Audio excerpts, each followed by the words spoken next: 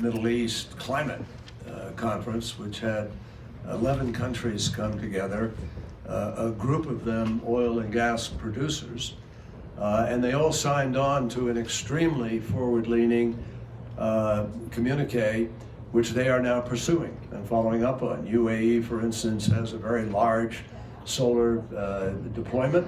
They're exploring rapidly green hydrogen and other ways to be, and they're investing in other countries and helping with their transitions. India is a prime example, where you have a 450 gigawatt commitment by Prime Minister Modi, which is a 500 now, which is very significant.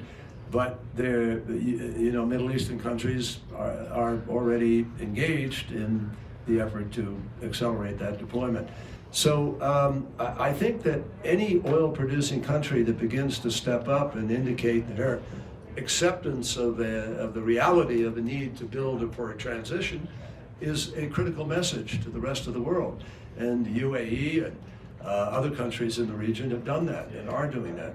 So we announced Project Prosperity, which is a combination of Jordan and the UAE and Israel, building solar power output that will feed into Israel, while Israel is going to help produce a major desalination plant capacity for Jordan. And there's a synergy in that. Not to mention that it helps build a foundation for countries to begin to think about each other and work with each other very differently from past history. So we look forward to leadership from the region, and obviously it would help to have some greater production at this point in time in order to deal with some of the challenges of inflation and rise of price, particularly on gas for a lot of citizens around the world.